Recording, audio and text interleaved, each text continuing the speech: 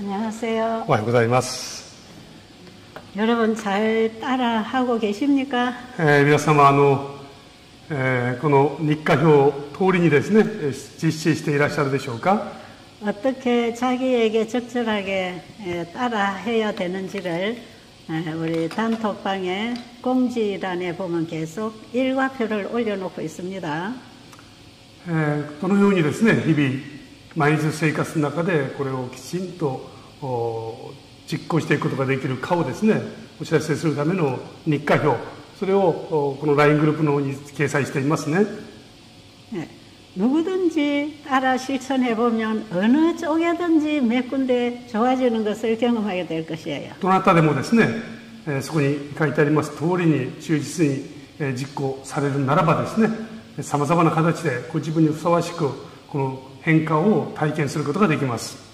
여기 참석하신 어떤 분은 기침이 나고 목에 가래가 끼어서 한 3일간 과일식을 지금 하고 있는데 가래가 멈췄다고 합니다. ある方からですねご連絡をいただきましたけども3日間断食をしておられますけど負担とても咳が出て痰がずっと出ておられた方がこの3日でですね今痰が止まっているということをですねお知らせくださいました。 그래서 어떻게 밥을 먹어야 될 건지 질문이 와서 어제부터 회복식 하는 걸 가르쳐 드렸어요. そして、今度ですねどのように食事を進めていくべきか問い合わせをいただきました。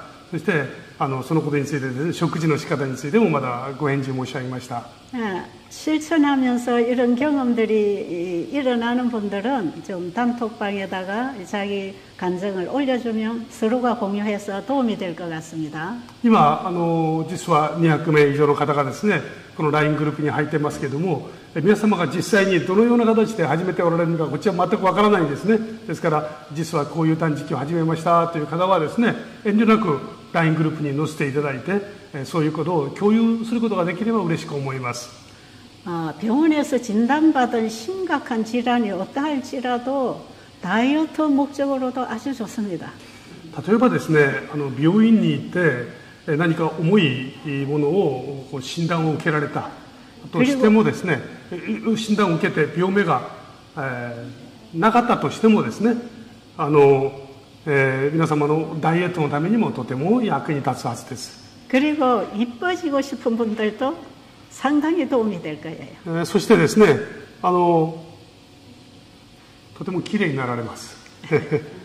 피가 깨끗해지기 때문에 우리 몸 전체에 새로운 회복이 일어납니다. 血液がですねとてもきれいになりますので私たちの体全体にもですねとても役に立ちます。 특히 알레르기성 체질을 가진 분들 이번에 체질 개선을 하게 될 거예요. そしてアレルギー体質を持っている方ですねこの度この体質の変化を見ることができるでしょう。 자가 면역성 질환으로 여러 가지 고통을 당하고 계신 분들 하나로 이 길을 따라 회복됩니다. 自己免疫障害を持っておられる方ですねそういう方もこの方法で行えば良き結果を得ることができます。 이렇게 해서 건강이 회복된 사람들 얘기를 하려면 끝이 없이 할 수가 있거든요. このような話はですねもうたくさんあるんですね。その例を挙げますとキリがありません。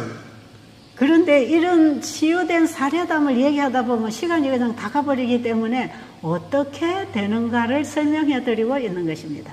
ところがですねこういう例話こういう話をですね例話として挙げますとキリがありませんので具体的にどのようにその実行していくべきかについてですね申し上げております。 여러분 오늘 6번째 강의 제목은 두 가지 음식이지요. 今日ですね今日は6回目のですね講義になりますね。はい。 テーマは2つの食物です。 우리가 지금까지 음식 먹는 방법 배웠는데 또 한 가지 음식이 뭘까 궁금하지 않으세요? 今までですね私たちは食物について確認していました。もう一つの食物とは何なんだろうって知りたくなりますね。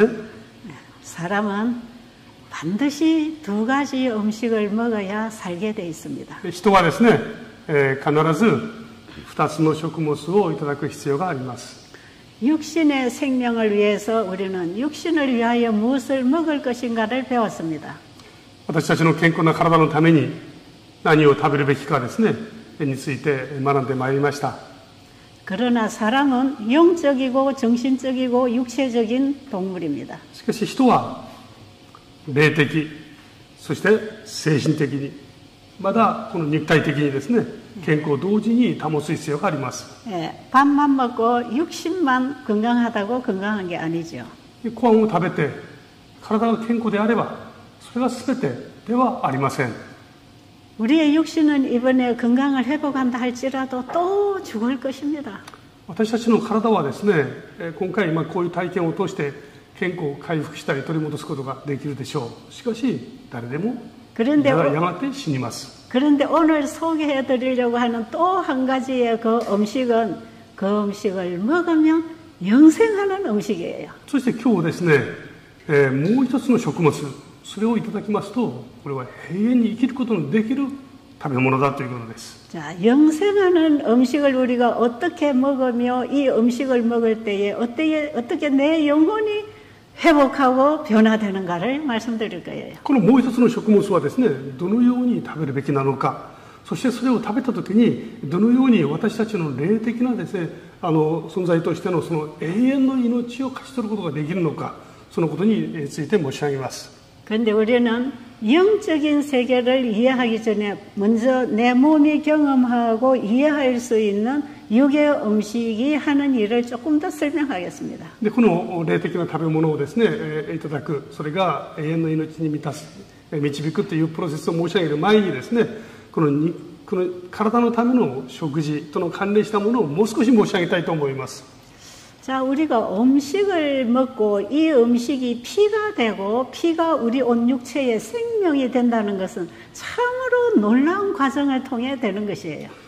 私たちが食物を食べますよね。この食べたものが血液となるんですね。そしてその血液を通して全ての命が保たれるんですね。このプロセスは本当に驚くべきことです。 그런데 우리가 하나님의 말씀을 받고 영적 양식을 받아 영적 생명을 얻어 영생을 얻는다는 이 과정도 놀라운 과정입니다. もう一方ですね、この神様の御言葉を通して霊的な永遠の命を得ることができる、このプロセスもまだ非常に驚くべきことですね。 그래서 우리는 영적인 과정을 이해하기 위하여 육신의 음식을 통해서 우리 몸에 어떻게 사는가를 이해할 필요가 있는 것입니다. ですからこの霊的な永遠の命を得るプロセスを理解するためにですね、この肉体的な健康のために得られる栄養素、このプロセス、これもですね、先に理解する必要がありますね。 자, 사람이 반드시 먹어야 할 음식을 먹어야 하고 人々は必ず食べ物を食べなければなりません。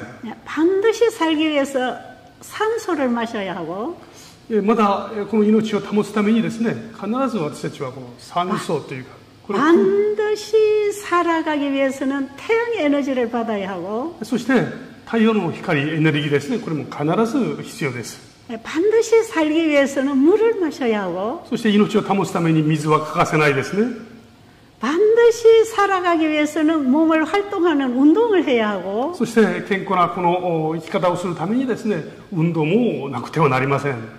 이렇게 운동으로 열심히 살아간 우리 몸은 잠을 통해서 휴식하고 다시 회복하게 되어 있습니다. そして一生懸命運動した私たちの体はですね、この睡眠、休みを通してまだ回復を得ることができるんですね。 그리고 우리 사람은 반드시 혼자 살게 돼 있지 않기 때문에 인간관계를 바로 해야 되고 そして私たちは決して一人で生きるようにはできてないんですね。人との関係の中で生きることができるようになっています。 그리고 우리 인간은 스스로 생겨난 게 아니라 창조주에 의해서 창조되었기 때문에 창조주에 대한 믿음이 필요합니다. そして私たちは自ら一人の力で生まれているわけではありません。創造主なる神様によって生まれ、またその創造主なる神様の支えによって生きるんですね。だからこそこの創造主に対する信頼が必要です。 우리가 반드시 하고 살아야 할 삶을 바로 하는 것을 우리는 성경에서 배우고 있는 것입니다. 私たちがこの一人の存在としてですね、どうあるべきか、どう進めていくべきか、そのことを私たちは聖書を通して今学んでいるんです。 이 가르침이 창세기 1장, 2장, 3장에서 다 우리에게 가르치는 내용들입니다. このとても大切な内容がですね、創世記1章、2章、3章を通して全て学ぶことができます。 성경 전체의 내용은 창세기 1, 2, 3장에서 가르친 그 진리를 믿음으로 알아 사는 삶을 가르치는 거예요. 創世記、聖書全体はですね、創世記1章、2章、3章を通して教えられた全てをその生きる生き様がですね、記されている、そういうふうに申し上げて過言ではないでしょう。 그래서 이 시대에 하나님이 주신 새 천사의 기별은 창세기 1, 2, 3장에 주신 그 복음을 다시 회복하는 것입니다.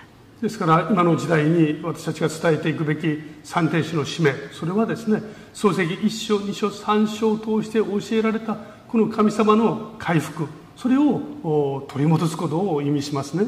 그래서 우리가 건강을 회복하는 건강기별도 창세기 1장의 삶을 다시 회복하는 것입니다. ですから今お伝えしていますこの健康な生活、これもですね、創世記1章に記されているその神様の御胸をですね、まだ回復することになるわけですね。 자, 그런데 하나님은 이 세상을 창조하기 전부터 우리의 회복과 구원을 다 준비하신 분입니다. ね、ところでですね、神様は私たちをお救いになる前からですね、もし私たちが壊れたら、つまり罪を犯した時はそれを回復することができるようにですね、もうすでに決めておられました。 그래서 창세기 1장에서 주신 이 건강기별은 범죄한 인간에게는 치료의 기별이 되는 것입니다. ですから創世記1章、この創造のメッセージはですね、この罪を犯した人にとっては今度はこれは救いのですね、メッセージともなるわけですね。 하나님이 창조하신 피조물 세계는 햇빛과 공기와 운동과 자고 활동하는 이 모든 생활이 그들을 살게 하는 생활이었어요. 創世記1章、人間が罪を犯す前はですね、太陽の光やいい空気や水やですね、そして良い食物、これは命を得た人々が永遠に生きるためにその必要なものでした。 근데 그들이 매일 먹고 마시고 살아가는 그 생활을 통해서 우리에게 영원한 영생이 약속되어 있다는 걸 알도록 하셨습니다. その永遠の命をですね、得た人々はその神様によって与えられたものを通してまだ自分たちはですね、神様によって永遠の命が与えられているということを確認することができる、いわゆるその、良い教科書でもあったんですね。 그래서 우리는 창세기 1장에서 하나님이 주신 건강 기별을 받고 이해하면서 영생을 얻을 수 있는 길을 찾는 것입니다.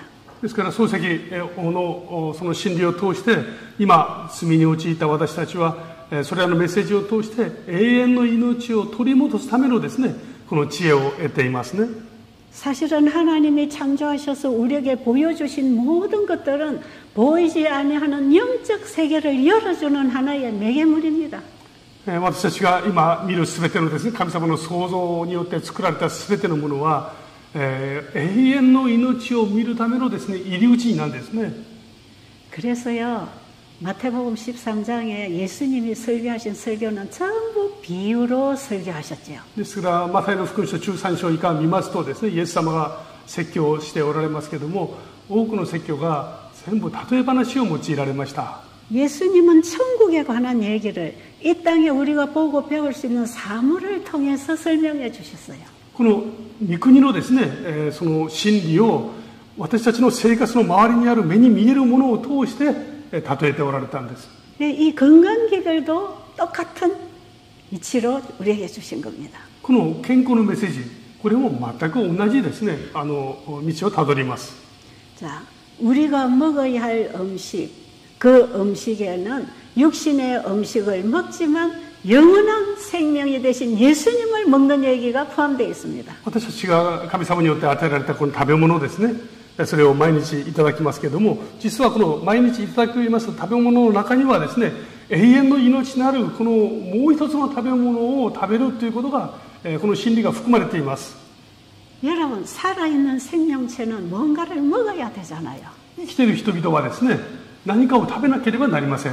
사람이든 짐승이든 곤충이든 먹어야 살게 만들어 놓으셨어. 人も動物も昆虫もですね、何かを食べるように作られました。 근데 특별히 창세기 1장의 창조 과정 속에 보면 우리 사람이 먹고 마셔야 될 걸 미리 만들어 주신 것들입니다. ところがその漱石を見ますとですね、私たちが飲んで食べるべきものは神様が前もって用意してくださいました。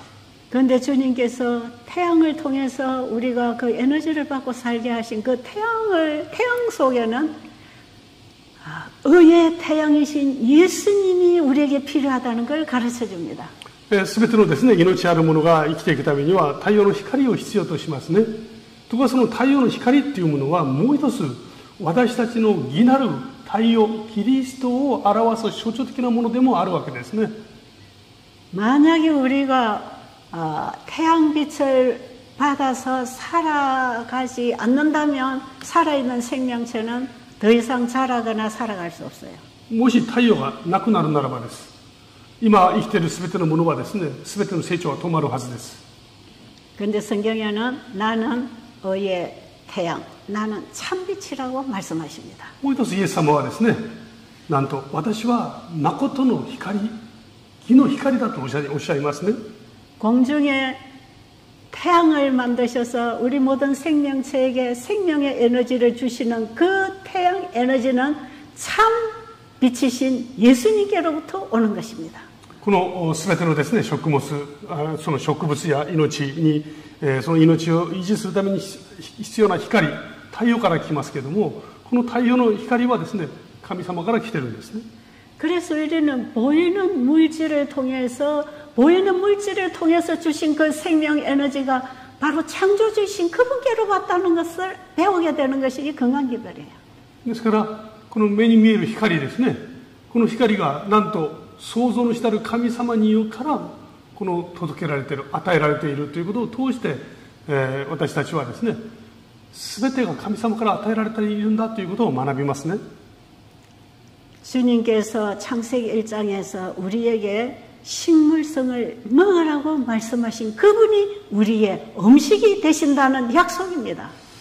漱石一章を見ますと、神様は私たちに食べるべきものを与えてくださいました。そして同時にですね、イエス・キリストご自身も私たちの食べ物であられるということを合わせて教えられます。 우리에게 먹을 음식을 창조해 주셔서 그걸 먹고 우리를 살게 하시는 그분이 우리에게 영생을 주는 음식이 되었다는 것 아닙니까? 私たちが食べるべきものをですね、私は食べなければなりませんけれども、食べるべきものを用意してくださったイエス様が、今度はですね、ご自分自身を食べ物として与えてくださる、永遠の命を与えるためにですね。 여러분, 오늘 이 강의에 들어오신 여러분은 이 음식 하나를 통해서 우리의 영원한 생명의 양식이 되신 예수님을 만나도록 되어야 합니다. この講義を今セミナーに出席をされました皆様はですね、健康な食事、これはとても大事ですね。同時に私たちの永遠の命なるイエス・キリストとも出会う必要があります。 우리가 살아가는 데 필요한 모든 것을 공급하신 분은 우리의 영생에 필요한 모든 것을 준비하셨다는 약속입니다. 私たちに必要なすべての植物や食べ物やですね、必要なすべてを用意してくださいましたイエス様は、同時に私たちの永遠の命のために必要なすべてを備えておられるということを信じる必要がありますね。 그래서 영원한 복음이신 그분이 우리에게 건강기별을 통해서 우리의 육신의 생명을 회복하는 원리를 알기를 원하십니다. 永遠の命なるイエス・キリストはですね、この私たちの健康の回復を通してこの真理に出会うことを願っておられます。 여러분, 우리가 하얀 쌀을 먹고 빨간 과일을 먹고 파란 채소를 먹었는데 어떻게 빨간 피가 만들어지고 이게 우리 몸을 살리는 생명이 될까요? 私たちは白い米をいただきますね。青い、草を、野菜をいただきます。そして、果物をいただきますね。そういうものがどうして私たちの真っ赤な血を作り、それが私たちの命を維持させるんでしょうか。 그리고 하나님께서 먹으라는 그 음식을 우리가 믿음으로 잘 씹어 먹었을 때에 우리 소화기계 안에서 우리 몸에 필요한 모든 영양소를 만들어내시는 그 과정도 놀라운 과정입니다. 神様が食べなさいと与えてくださいますものをよく噛んでいただきます。そうするとこれがお腹の中でですね、さまざまな作用を通して私たちに必要なさまざまなエネルギーを作り出し、命を維持させるわけです。このプロセスもまだすごいんですね。 그러나 이 사실은 우리가 지금 살고 있는 것으로 믿을 수밖에 없는 것이에요. ところがこれらの事実はですね、私たちがこのように生きているというこの事実を通して受け入れるしかないんですね、私たちに。 우리는 내가 지금 어떻게 살고 있는지도 몰라요. 具体的にですね、生きてはいますけれども、どういうプロセスを経て具体的に私が今生きることができているのか、我々はよくわかりません。 내가 앞으로 무슨 병이 들지, 얼마나 살지, 그것도 우리는 몰라요. あと今後ですね、どのような病気にかかるかわかりませんし、まだどれぐらいの期間に生きるか、それもわかりません。 나의 출생과 현재와 나의 미래에 대해서 우리는 아는 바가 없어요. 私はどのようにしてその見込もられたのかですね、そして、どのようにこの今後の人生を歩んでいくか、それもわかりません。 우리가 뭔가를 알고 있다는 그것이 얼마나 한정된 지식인지 모릅니다.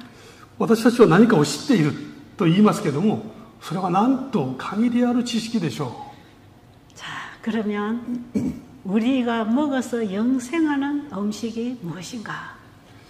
それではですね、私たちに永遠の命を与える食べ物とは一体何なんだろうか。 네, 요한복음 6장 51절을 읽어드리겠습니다. ヨハネの福音書5章6章ですね、51節の言葉をご紹介いたします。私は天から降ってきた生きたパンである。このパンを食べるならば、その人は永遠に生きる。私が与えるパンとは世を生かすための私の肉のことである。アーメン。 네. 나는 하늘로서 내려온 산떡이니. 私は天から降ってきた生きたパンである。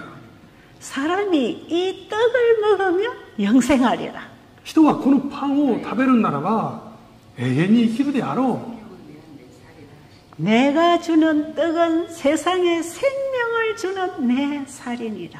私が与えるパンは世を生かすための私の肉のことであるとおっしゃいますね。 여러분, 우리는 우리의 육신이 살기 위해서 반드시 떡을 먹어야 합니다. 私たちはこの体が生きるためにですね、パンを必要としますね。 우리가 먹는 건강식은 우리의 육신을 건강하기 위한 떡입니다. 私たちがいただきます健康食、これはこの体を健康に保つためのパンですね。 주님이 우리에게 육신의 떡을 주셔서 살게 하신 것은 그분의 살과 피가 되는 그분의 떡을 우리에게 먹여서 우리를 영생하도록 하겠다는 복음입니다. 神様が私たちが生きることができるように与えてくださるこの全ての健康食はですね、もう一つ私たちを永遠に生かすためにご自分を与えてくださるということでの約束でもあるんですね。 저는 이 건강기별을 통해서 우리에게 열어주시는 이 영원한 복음이신 주님의 사랑을 깨달을 때에 감당할 수 없는 감사가 일어나는 거예요. 私は実はこの健康のメッセージを通してですね、この永遠の命を与えてくださるという力強い神様のイエス様の約束に触れた時に耐えられないほどのですね、喜びがありました。 여러분, 2000년 전에 우리와 똑같은 인성을 입고 이 땅에 오신 하나님은 우리의 밥이 되려고 우리에게 먹혀주시려고 오신 분입니다.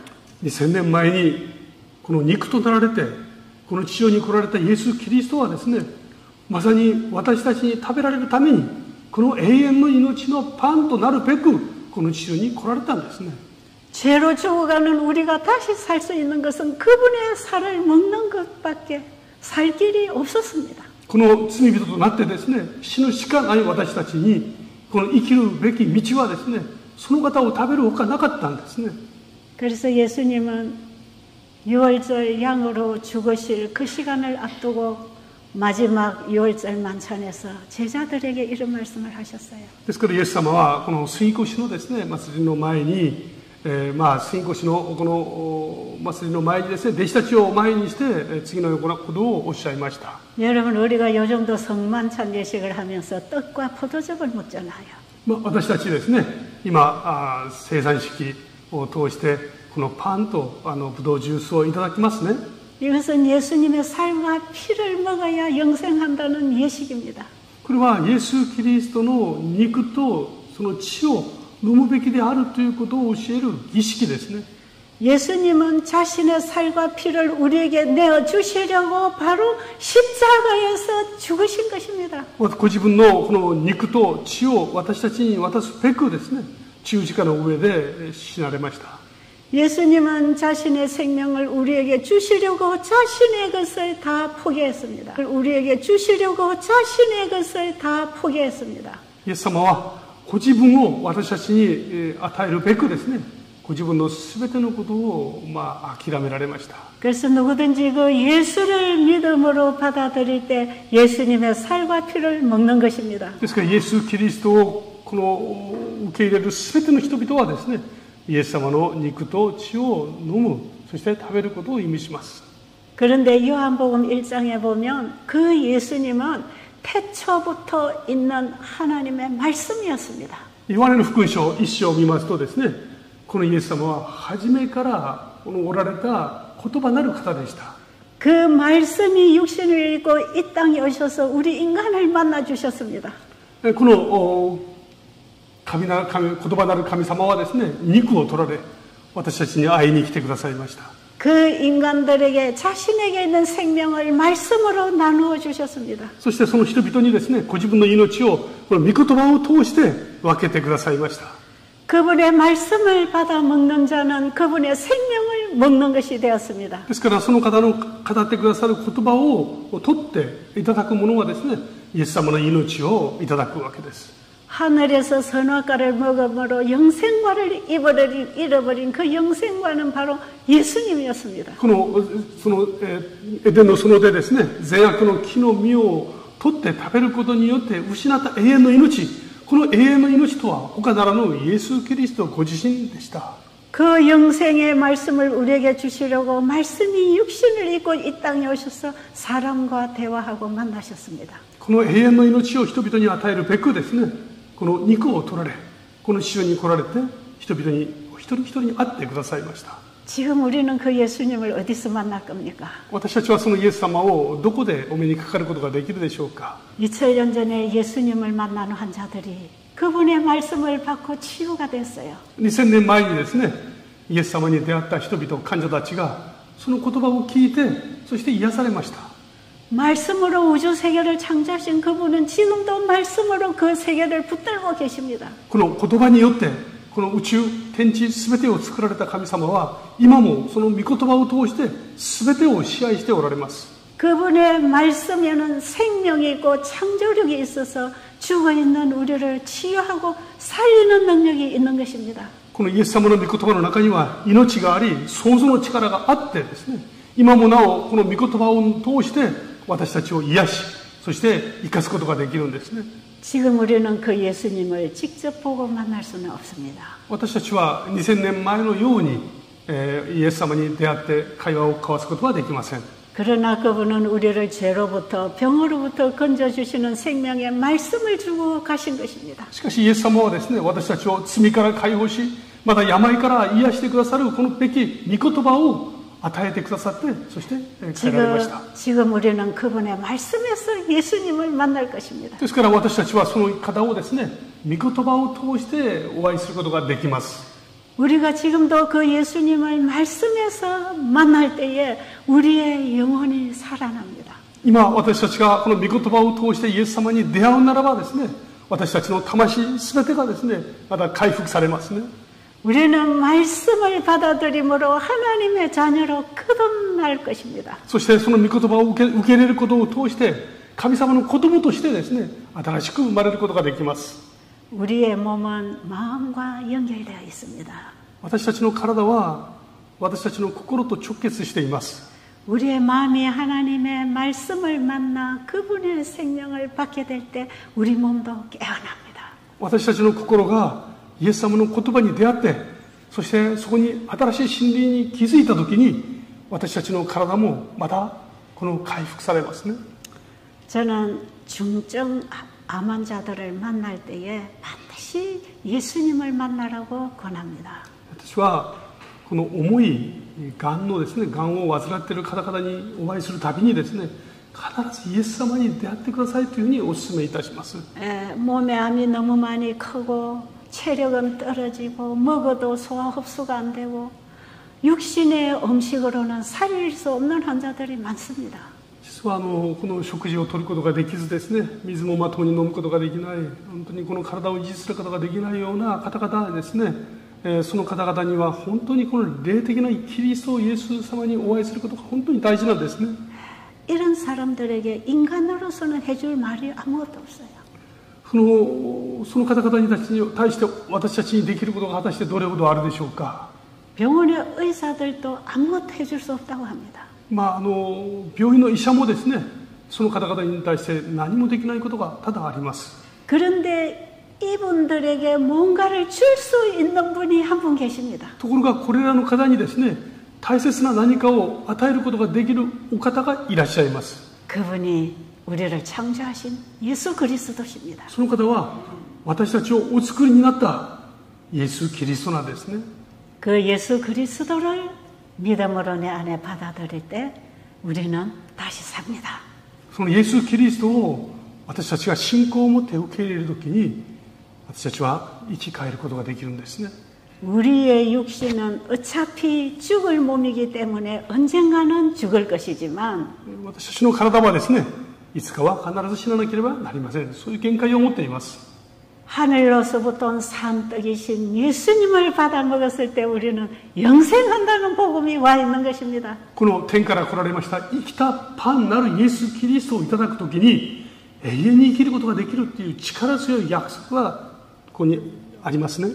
자, 이 복음은 환자에게나 건강한 사람에게나 이 땅에서는 누구에게나 주어진 영원한 복음입니다. このイエス・キリストによって与えられる福音、これは病の人も健康な人もこの地上に生きるすべての人々に与えられた約束なんですね。 그 예수님의 생명을 우리가 어떻게 받을 것인가? このイエス様の命をどのようにして受け取ることができるでしょうか。 말씀으로부터 받아들여야 됩니다. この御言葉によってですね、受け入れる必要があります。 자, 실물교훈 38페이지 있는 말씀 읽어드리겠습니다. 実物教訓ですね、実物教訓にあります御言葉をご紹介いたします。信仰によって言葉を受け入れる者は神の命と品性そのものを受けているのである。どの種もその種類に従って実を結ぶ。正しい調教のもとに種をまけばその中にある命が芽生えてくる。朽ちない御言葉の種を信仰によって心に受け入れると神の品性と命に似た品性と命とが実るようになる。 사람이 믿음으로 하나님의 말씀을 받아들일 때 하나님의 생명과 품성을 받는 것이다. この信仰によって神様の御言葉を受け入れるならばですね、それはすなわち神様の命と品性を受け取ることになります。 여러분 누가복음 8장 11절에 보면 이 씨는 하나님의 말씀이라고 합니다. ルカによる福音書8章11節を見ますと、この種は神様の言葉であるとあります。 하나님의 말씀을 씨로 비유했습니다. 神様の御言葉を種と例えました。 씨를 땅 속에 제대로만 심어놓으면 그 씨 속에 있는 생명으로 말미암아 나무가 자라납니다. この種をですね、土の中にきちんとちゃんと植えさえすれば、その種の中にある命がですね、大きな木となります。 여러분 이 과정도 놀라운 과정이 아니에요. このプロセスはなんと驚くべきことでしょう。 여러분 농부는 하나님이 기르시는 농사에 봉사하는 사람들이에요. 農夫ですね、百姓ですね。この人たちは神様が育てるこの力強い見業のために用いられるしもべに過ぎません。 날마다 씨를 뿌려서 열매를 거두어 우리가 양식으로 먹고 사는 그 비유에는 우리에게 영생을 얻는 복음이 들어있는 것입니다. 私たちが毎日ですね、食物を食べて、そして健康に生きることができる。この実物教訓の中にはですね、神様の言葉をいただいて永遠の命を得ることができるという大事なものが、教えが含まれています。 자, 우리가 영생에 들어가려면 우리가 잃어버린 하나님의 품성을 다시 회복해야 합니다. 私たちが天の国に帰るためにはですね、失った品性を取り戻す必要があります。 이 품성은 우리에게 영생을 얻을 수 있는 자질입니다. でこの品性はですね、永遠の命を取り戻すための質と言えます。 그런데 하나님과 똑같은 품성을 우리 인간이 만들어가기에는 불가능합니다. しかし神様と同じ品性をですね、私たちは自分の力で、育て上げることはこれは不可能です。 우리 인체의 생명의 순환을 우리 인간의 힘으로 하기에는 불가능한 것과 똑같습니다. 私たちの体の中にあるこの命をですね、自分の力でこれを維持させるなんてことはこれはできないですね。それと同じです。 하나님이 주신 음식을 우리가 먹음으로써 그것이 피가 되고 생명이 되어서 우리 인체의 생명체들을 관리해주고 있는 것입니다. 神様がくださいましたこの食物を私たちは食べるだけですよね。そうするとそれが体の中で必要な全てを作り出して、そして我々は生かされるわけですね。 마찬가지로 하나님의 말씀에는 하나님의 생명과 하나님의 품성이 들어 있습니다. ですからそれと同じように神様の言葉の中には神様のこの命と品性が含まれています。 우리가 하나님의 말씀을 믿음으로 내 마음밭에 받아 심으면 하나님의 품성과 생명의 작용을 경험하게 됩니다. ですから神様のこの御言葉をですね、私の心の中にこう受け入れると、神様の命と品性の作用、この成長をですね、経験することができますね。 여러분 씨가 땅에 들어가면 맨 먼저 뿌리가 생기잖아요. この種を土の中に植えますと、一番最初に根っこが最初生えますね。 그 뿌리는 그 씨가 가지고 있는 생명으로 말미암아 만들어집니다. この根っこはですね、なんとこの種が持っている命によってそこから作り出されるものです。 그리고 어느 정도 가면 이제 떡잎이 나고 가지가 생기고 꽃이 피고 열매가 맺습니다. そしていよいよ時間が経ちますと芽が出て葉っぱが出て、そして実がなって花が咲いて実がなりますね。 이 모든 과정이 일어나는 것은 하나님이 자연을 통해서 주신 그 모든 에너지를 받음으로 되는 こ 것이지만 の全ての過程はですね、神様が与えてくださいましたエネルギーを得ることを通して起こる出来事です。 이런 천년계의 조건을 다 갖추어야 되는 것은 사실이지만 そしてこの自然界にある全ての条件を満たすときに初めて実現するものではありますね。 실제로 나무가 자라는 것은 그 씨앗 속에 넣어주신 생명의 역사에 따라 되어진 것입니다. でその実際にこの目に見える成長段階はですね、この根っこの中にあります、この種の中にあります命そのものがこの命の作用として成長していくプロセスになりますね。 그래서 여러분 사과나무에 씨를 심으면 사과나무가 나와서 사과 열매를 맺는 것이고 ですからリンゴの種をですね、土の中に植えますとなんとリンゴの木ができますね。 오렌지 씨를 심으면 오렌지 나무가 자라서 오렌지 열매를 맺잖아요. そしてオレンジの種を植えますとそのなんとオレンジの木として成長し、まだオレンジの実を結びます。 그 씨가 어떤 생명을 가지고 들어가느냐에 따라서 그 나무와 열매를 맺는 것입니다. この種が持つ性質ですね、その命の性質に従ってそれにふさわしく成長して実を結びます。 우리의 육체의 생명도 하나님이 우리에게 주신 그 음식을 먹음으로 말미암아 하나님이 원하시는 건강과 생명을 누리는 것입니다. 私たちのこの体も神様が与えてくださいましたこの命に従ってですね、その命が持つ本来の力を持って永遠に生きることができるわけですね。 그런데 우리가 건강식해가지고 아무리 육신이 건강하게 산다 할지라도 우리는 또 죽음을 향해 살아가고 있는 것입니다. 一方どんなに健康な食事をしても私たちはまだ死に向かって生きることも事実です。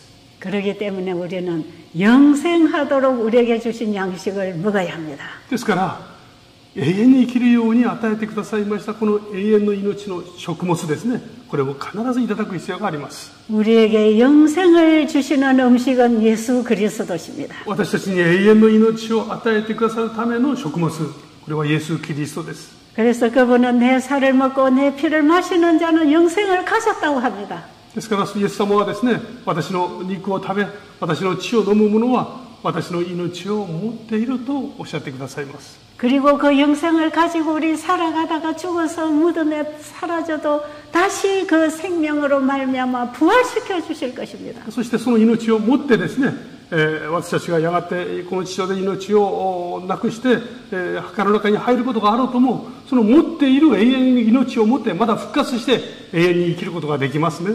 여러분, 우리가 살고 있는 이 세상은 우리의 육신으로 영원히 사는 세상이 아닙니다. 私たちが生きていますこの世の中はですね、この体を持って永遠に生きることができる世の中ではありません。 우리 인간이 죄로부터 잃어버린 하나님의 생명과 하나님의 품성을 받아서 우리는 하늘에 가서 영원히 살 것입니다.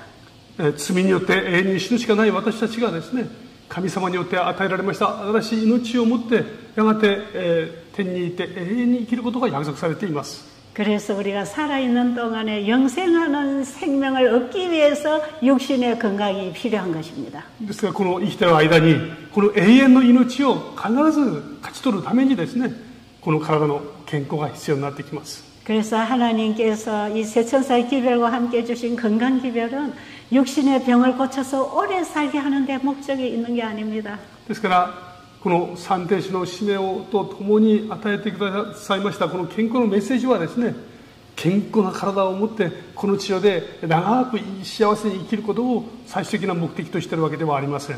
우리의 정신과 우리의 육체가 건강해야 하나님을 알아가고 하나님 말씀을 받는데 힘을 얻는 것입니다. 私たちのこの体も私たちの精神も健康であってこそですね、永遠の命を与えてくださる神様の御言葉を力強く受け取ることができます。 제가 처음에 이 일을 시작할 때에 어떤 분이 도움을 요청해 왔습니다. 最初私がこの働きを始めた時にですね、ある方が助けを求めてこられました。 우리 동네에 지금 28살 먹는 청년인데 지금 다 죽어가고 있는데 좀 구해달라는 것이에요. その村にですね、28歳の青年が一人いました。ところがその方は病でですね、とても深刻な状態にあったんですね。助けていただけませんか。 그래서 저는 이 환자를 우리 집으로 데리고 오려고 무슨 병이냐고 물어봤습니다. で、私はですね、その方を我が家にですね、お迎えしたいと思ってですね、まず尋ねました。その病は何ですか？ 그랬더니 폐결핵 환자라는 거예요. そしたらこの結核の病を持っておられました。 여러분, 요즘은 폐결핵 환자들이 한 몇 개월 약 먹으면 끊어지는 수가 있어요. 最近はですね、結核の病というのは薬を数ヶ月間飲むと治ります。 근데 옛날에는 폐결핵 환자들이 빼싹 말라서 거의 다 죽었습니다. 그 불치병이었어요. ところが昔はですね、この病にかかりますとずっと痩せていて、そして亡くなる方がたくさんいらっしゃいました。 그런데 28살이나 된 이 청년이 초등학교 다닐 때 아버지가 폐결핵으로 죽으면서 이 아이에게 감염이 된 거예요. でこの28歳になった青年はですね、小学生の時に父親がこの結核で亡くなられたんですけども、その時この結核菌をもらっていたようですね。そして28歳で発症していました。 그래서 얘는 초등학교 때부터 병이 들어가지고 학교도 제대로 못 가고 지금 27살이 되었는데도 결핵 말기 환자가 돼 있어요. ですからこの体が弱かったためにですね、学校にもまともに通うことができなかったですね。そして28歳の時にはもう非常に深刻な死の前に直面するような体になっていました。 그래서 제가 그 집을 방문하게 됐습니다. その家を訪ねました。 제가 살고 있는 베델 수양원에서 가까운 이웃의 동네에 있는 환자였어요. ちょうど私がその時いましたこのベテルのですね、療養院の近くに住んでおられました。 제가 그 집을 방문했을 때에 방문을 열어보니까 저 방에 이불을 깔고 누워 있는 환자가 있었습니다. 訪ねてみましたらですね、部屋の奥に布団を敷いて横になっていました。 얼굴에 핏기가 하나도 없이 흰 종이같이 창백했어요. この顔色はですね、まるで真っ白な紙のように真っ青な色をしていました。 그리고 살이 다 없어져서 이 얼굴을 보면 해골을 보는 것처럼 뼈만 보였어요. 本当にかなり痩せていてですね、顔は人の顔形をしていませんでした。 그런데 그 방 안에 항상 환기를 시키지 않아서 아주 독소가 가득 쌓여 있었어요. 部屋は締め切った状態にありましたので、戸を開けてみたらですね、中はとても悪い状態にありました。 그리고 살이 없고 체력이 없으니까 운동을 하지 않아서 매일 침대에 누워서 어머니가 주는 약과 힘죽만 먹고 있었어요. ですから体が弱いですから運動は全くしないベッドに横になってですね、お母さんがくれるそのお粥とそして、薬しか飲んでいなかったです。 그리고 그 환자의 머리맡에는 보건소에서 받은 계량약이라는 게 한 봉지 있어요. 비닐로요. ちょうど頭の上にはですね、保健所からもらった薬が袋の中にいっぱい入っていました。 그리고 이 계력 환자는 고단백을 먹어야 되니까 꼼장어며 뱀이며 온갖 걸 다 잡아고 와서 먹였습니다.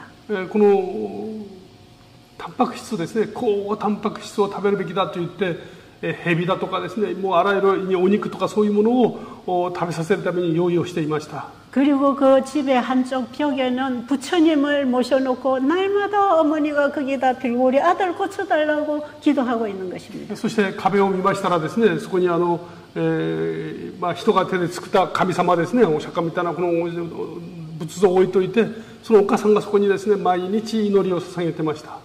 그런데 그 아들은 점점 죽어가고 있었어요. ところが息子はどんどん弱っていて、とても危険な状態にありました。 그 어머니가 빌고 있는 신도 그 아들을 고칠 수 없었습니다. お母さんが一生懸命祈っていたその神もですね、その息子を助けることはできませんでした。 이 아들이 보건소에서 받아온 이 계량약도 이 아들을 치료하지 못했어요. 保健所からもらったその薬もその息子をですね、助けることはできなかったですね。 그리고 온갖 짐승들을 잡아다가 단백질을 먹여야 돼서 먹였지만 그것도 치료되지 않았어요. そしてあらゆる動物をですね、取ってきてそれをタンパク質を食べましたけども、それもその息子には役に立つものではありませんでした。 그런데 홀로 사는 어머니에게 아들은 이 아들 하나고 밑에 딸들이 2명이 있었어요. このお母さんにはこの息子の他にですね、下に娘が2人いたんですね。 그런데 저든지 이 아들을 살리고 싶었어요. 一人息子ですからどうしても助けた方です。 그게 어머니가 할 수 있는 모든 데는 다 찾아다니면서 약을 구해 먹였지만 점점 죽어가고 있었어요. ですからお母さんはですね、どんな方にでもその息子を助けるべくありとあらゆる薬を求めて息子に飲ませていました。効果がなかったです。 제가 그 집에 갔을 때에 그 어머니가 그 안타까운 마음을 울면서 얘기를 했어요. その家を訪ねた時にそのお母さんがですね、それまでのその苦しい思いを私に涙を流しながら訴えておられました。 그래서 제가 그 어머니 손을 잡고 이렇게 얘기했습니다. 私はそのお母さんの手を取ってですね、次のように申し上げました。 어머니, 지금까지 어머니가 애써온 그 모든 것들은 아들을 고칠 수 없는 약이었습니다. お母さん、本当に今まで大変でいらっしゃいました。ところがそれらのもので息子を助けることはできません。 그리고 지금 어머니가 빌고 기도하고 있는 저 부처 신도 아들을 치료할 수 있는 신이 아닙니다. そしてお母さんが一生懸命拝んでいる石の神もですね、息子を助ける力を持っていません。 이것은 사람이 만들어 깎아서 세워놓은 우상입니다. これは人の力で削ってですね、そこに飾っているものに過ぎないんです。 그런데 진짜 아들을 고쳐줄 신이 있습니다. ところで本当に息子を助けることのできるお方がいらっしゃいます。 그리고 진짜 아들이 치료받을 수 있는 약이 있습니다. そして息子さんが本当にこの健康になることのできる薬があります。 그러게 어머니가 눈물을 닦고 아니 그런 게 어디 있습니까? そしたらお母さんはですね、涙を拭きながら、そんなものが本当にあるんでしょうか。 예, 그 신은 천지를 지으신 신입니다. その方は他ならぬこの天地を作られた方なんです。 그분에 관해서 성경에는 잘 기록해놨습니다. その方についてこの聖書は詳細に記録しています。 그리고 그분이 우리 사람을 창조하신 분이기 때문에 사람을 고치실 수 있는 신이십니다. 作られた方だからこそ癒すこともおできになります。 그리고 그분이 우리를 다시 살릴 수 있는 생명 에너지들을 천연계 가운데 창조해 주셨습니다. そしてもう一度この生きることのできるエネルギーをです、力をこの作られた世の中にはいっぱい満たしてくださいました。 이제 그 하나님께 기도하고 그 하나님이 주신 치료제를 받고 회복할 수 있습니다. このお方に私心から願いつつ、その方の知恵によってですね、この回復に向かわせましょう。 그렇게 치료받고 싶으세요? そのような方法を願っておられますか？ 아, 그러면요, 그런 좋은 분이 계시면 저는 그렇게 하겠습니다. そういう方があるならぜひともお願いいたします。 그런데 그 하나님은 나 외에는 다른 신을 섬기지 말라고 하셨습니다. ところでその神様はですね、私の他に神があってはならないとおっしゃいます。 왜냐하면 다른 어떤 신도 도움을 줄 수 있는 신이 없기 때문입니다. なぜかというと、この他のいかなる神もですね、実際にその助けるだけの力を持っていないからです。 우리 인간에게 직접적인 도움을 줄 수 있는 분은 천지를 지으신 창조의 하나님밖에 없기 때문입니다. 私たちに直接この癒しの力を与えてくださることができるお方は、全てを作られた創造主である神様のほかないからです。 그래서 그 하나님께 기도해서 그 하나님이 치료하시도록 하려면 다른 신은 버려야 합니다. ですからその方にですね、心から願って癒しを与えられるために願うならば、他の神を持つべきではありません。 그렇게 하실 수 있겠습니까? それはおできになりますか？ 네, 우리 아들만 고쳐주면 뭐든지 하겠습니다. 息子を助けてくださるならば何でもします。 그러면 어머니 이 방의 한쪽에 이거 만들어 세우는 이 우상은 다 갖다 버려야 합니다. ならばここにありますこの空像はですね、全部取り払っていきましょう。 그런데 이 어머니에게는 이거 결정하는 게 쉽지 않았어요. ところがそのお母さんはですね、それを行うことは容易なことではありませんでした。 내가 집에 모셔놓고 평생 섬겨오던 신인데 이걸 버려서 내가 혹시 화를 당하면 어쩔까 이런 염려가 있었어요. これは私が一生涯この拝んできた神なのに、これを捨ててしまってですね、何か変な災いでもあったらどうしようという心配がありました。 그래서 저는 그 어머니에게 어머니가 섬기는 이 신은 화도 복도 줄 수 없는 무기력한 우상입니다. 私はですね、この神はお母さんに何かの災いを与えたり祝福を与えたりすることを全くできない神ですから大丈夫です。 어떤 신의 형상이다 이 말이죠. 何かの形に過ぎません。 이것은 무슨 신인지도 모르고 비는 신이다 이 말이죠. ところがこの神がどういう神なのかも全く知らずに一方的に拝んでいる相手に過ぎません。 그랬더니 그 어머니가 잠깐 생각을 하시더니 예, 이거 다 버리겠습니다. そのお母さんはですね、しばらく考え込んで分かりました。これ全部片付けます。 그래서 우리가 함께 방문 간 사람들이 이걸 다 뜯어서 마당에다가 옮겨놨습니다. そして一緒に訪問に行った人々がですね、それを全部取っ払ってその庭先に出しました。 그리고 어머니 또 이거 버릴 거 없습니까? 그랬어요. お母さん他にはいらないものはないでしょうか？ 그러니까 이 아들이 베고 있는 베개 안에 부적이 있다는 거예요. そしたらですね、実は息子が寝ているこの枕の中にですね、守りみたいなものがありました。 네, 그것도 베개를 뜯고 다 끄집어냈습니다. それ枕をですね、全部剥がしてそこから全部出しました。 그리고 불을 피워서 다 태웠습니다. そしてそれを全部きれいに燃やしました。 그리고 이제 그 집에 있는 두 아이들하고 아들하고 어머니와 우리가 같이 함께 예배를 드렸습니다. そして息子さんとですね、2人の娘さん、お母さん一緒に座って礼拝を捧げました。 지금도 살아계시고 우리에게 직접 도움을 주시는 그분에게 예배하고 기도하는 거예요. 今も生きておられ、私たちを助けてくださるその方に礼拝を捧げ、そして祈りを捧げました。 이제는 아들을 창조하신 하나님이 고치실 것입니다. この息子を作られた方は癒されます。 그러니 그 하나님이 치료하시는데 사용하는 치료제를 이제는 받아야 합니다. ですから神様がこの息子を癒してくださるためのこの癒しの材料をいただきましょう。 그것이 깨끗한 공기, 깨끗한 물, 햇빛, 운동, 건강식, 과일식 이런 것들이 우리를 치료하는 치료제입니다. このきれいな水ですね、きれいな空気です。そして果物、健康の太陽の光、そして運動、それらのものがきれいに治すためのとても大切な材料です。 하나님께서는 그분이 창조하신 창조물 속에 우리의 필요한 양식을 다 만들어 주신 것입니다. 神様は作られたすべての中に私たちの必要をすべてを満たしてくださっています。 그런데 이 청년은 누워서 운동도 안 하고 방 환기도 안 시키고 그 독한 약만 먹고 하니까 위가 다 흐려서 설사를 하는 그런 상태였습니다. ところがこの青年はですね、部屋は閉め切っていますし、その運動は全くしませんですし、食べるのはですね、強い薬ばっかり飲んでますから胃を全部壊していますよね。下痢ばっかりしていました。 그래서 저는 그 어머니에게 내일은 이 아들을 업고 저 뒷동산에 자리를 하나 깔고 거기 가서 눕혀놓으세요.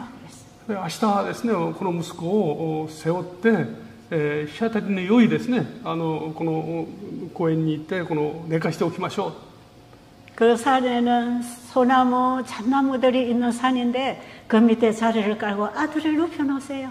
そこにはですね、松の木がたくさんある山でした。そこにこのちゃんと敷物をしてですね、そこに息子を寝かしてました。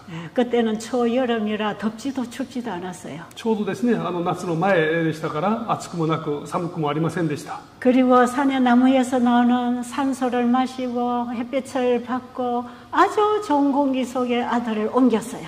この木から出てくるたくさんの酸素を吸ってですね、そしていい空気と太陽の光、そこに寝かしました。 그리고 방에 있는 이불은 다 뜯어서 깨끗이 빨아서 햇볕에 말려서 방을 환기시키고 깨끗이 청소를 하고 새 이불과 새 옷으로 아이를 갈아입히고 눕히라 그랬어요. そしてその間に部屋は全てきれいにしてですね、その布団は全部きれいに洗って、そして新しいものにしてですね、洋服も全て新しいものにして、用意をしました。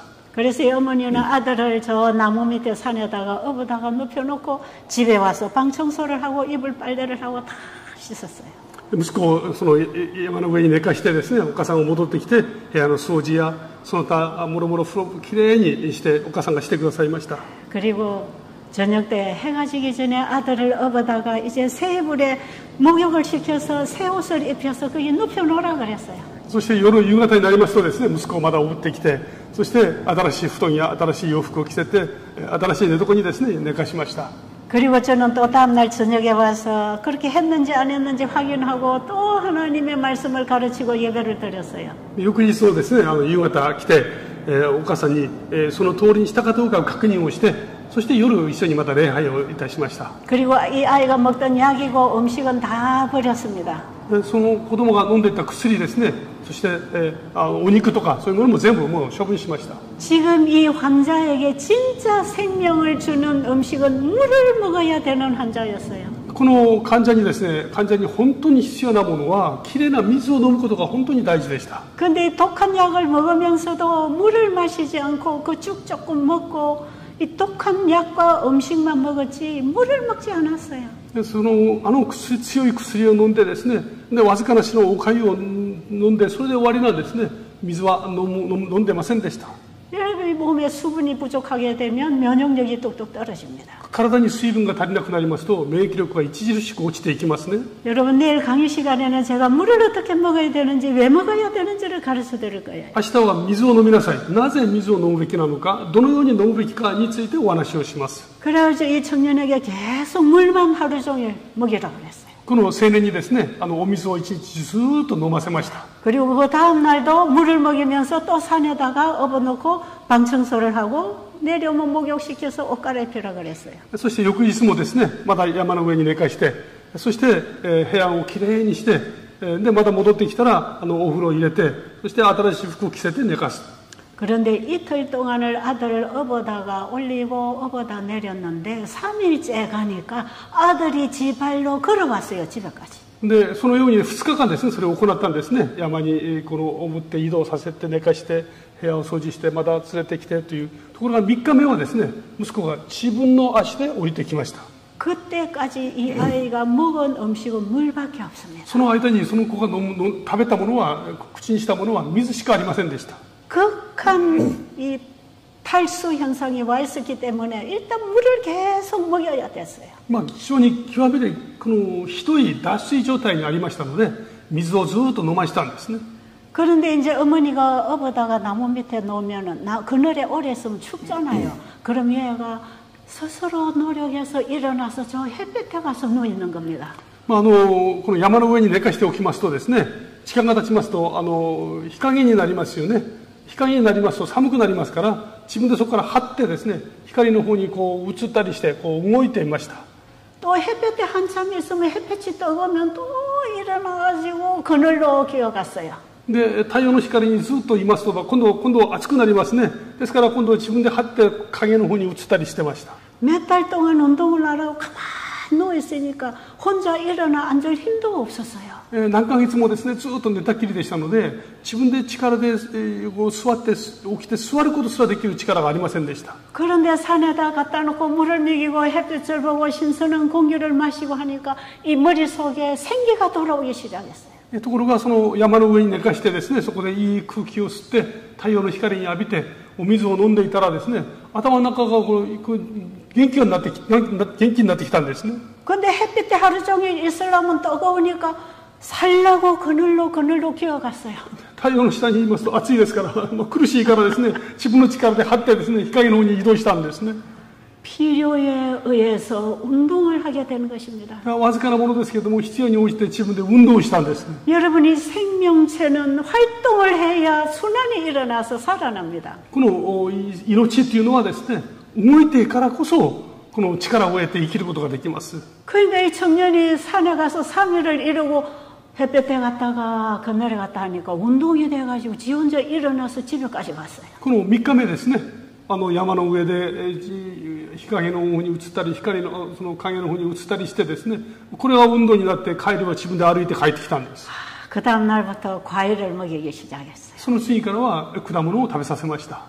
그 다음에 한 일주일 후에 제가 그 집에 갔습니다. それから1週間経ってですね、その家に訪ねました。 네, 그때는 이미 과일 식사를 하다가 이제 밥을 먹기 시작한 때였어요. でちょうどその時はですね、果物をちょうど終えて食事をし始めた時でした。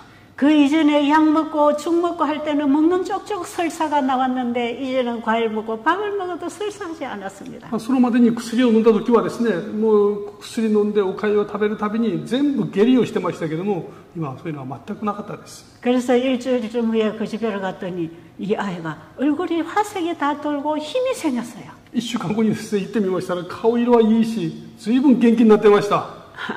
그러면서 오늘은 내가 누워있는 옆에 어떤 아주머니가 깨밭을 매는데 내가 풀을 한 구랑 다 매주고 왔습니다. 그래. そしてですね、実は私今日は山に行っている時に、あそこ見えるところでおばあちゃんが一人でですね、草刈りをしてましたので、手伝ってきましたっていうわけです。 햇빛에서 운동을 해야 살아납니다. 太陽の光を受けて、そして運動してですね、元気を得たんですね。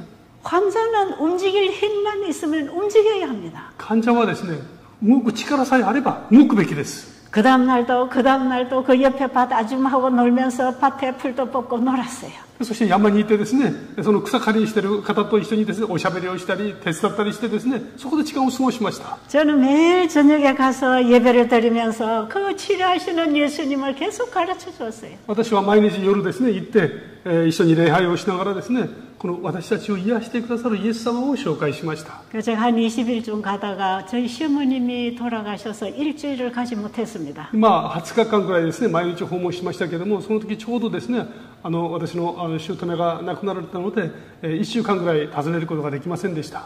근데 일주일 후에 가보니까 전혀 다른 사람으로 변해 있어요. そして1週間後ですね、訪ねてみましたら全く別人になってました。 얼굴에 화색이 돌고 피부가 통통하고 팔에도 살이 반은 더 붙어서 아주 좋았어요. 보기 좋았어요. 顔色は本当にいいし明るいしですね、随分体が元気になって肉がついてていい青年でした。 그래서 제가 놀랐어요. 私はびっくりしたんですね。 아니 이 며칠 동안에 이렇게 살이 찔 수가 있어. 이거 잘못된 거야. 그랬어요. たった1週間でこんなに変わるの本当びっくりしました。 아니 너 못 먹다가 너무 많이 먹었어요. 부은 거 아니냐? あなた食べ過ぎたんじゃないのって心配がされるほどでしたんですね。 그래서 제가 팔을 이렇게 만져봤어요. 다리하고. 足と腕をですね触ってみました。 근데 붓지 않았어요. 腫れてるわけではありませんでした。 제가 안 먹었습니다. これ腫れてるわけではないですね。 그러고는 다 살아나 버렸어요. もうとても元気になりました。 그래서 제가 한 번은 미국에 가서 그 의사들에게 물어봤어요. 私がですねアメリカに行く機会がありましたので、アメリカにいる医者に尋ねてみました。 아니 결핵 환자가 단 한 달 정도 됐는데 이렇게 정상적으로 살이 이렇게 찔 수 있느냐? この結核患者がですね1ヶ月ぐらいでこんだけ体が元気を回復して、この太るということがありえますか? 그런데 그 의사 선생님은 그래요. その時この医者の先生がおっしゃってました。 이 몸의 면역력이 살아나니까 결핵균이 죽어버렸어요. この体の中のですね免疫力が蘇ってきますから結核菌が死んでいくんですね。 그런데 계략균이 죽으면 그 순간부터 먹는 쪽쪽 살이 찐답니다. ところがこの結核菌が死んでしまえばですね、その瞬間から食べるものがみんなこの栄養になっていきますね。 그래서 이 청년이 아주 정상적으로 되었죠. ですから体はとても健康な状態に戻りましたね。 그 다음에 이 청년은 하나님이 주신 건강식만 그 당에 하고 사는 게 아니라 매일 말씀을 듣고 읽으면서 예수님을 마음에 받아들였습니다. でそれから青年はですね、教えられる通りにこの健康食だけをするのにとどまらずに、永遠の命をくださるイエス・キリストの御言葉を一生懸命勉強し始めたんですね。 그래서 그 어머니와 아들과 두 딸이 다 같은 날 침례를 받았어요. そしてその息子さん、お母さん、2人の娘ですね、同じ日に全員バプテスマを受けられました。 자, 이 소문이 그 동네 어른들에게 퍼지기 시작했어요. でこの噂がですね、その村の中に大人たちにみんな噂になっていきました。 그 동네 어르신들은 날마다 그 애가 언제 죽었나 살았나 소식 오기만 기다리고 있었던 아이예요. その村の中ではですね、あそこの長男危ないよね、いつ死ぬんだろうということばっかり気にしていたんですね。 그런데 완전히 병으로부터 해방됐고 ところが完全に癒されてしまったんですね。 그 도움을 줄 수 없는 신에게 붙들려 있다가 창조의 하나님을 만나고 이 가족이 다 살아났어요.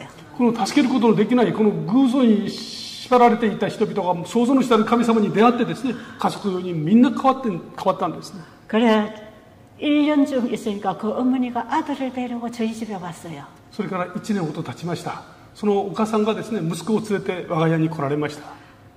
우리 아들 병도 고쳐줬으니 장가도 좀 보내주세요. 그래. うちの息子を病気治してくださいましたからお嫁さんもお願いします。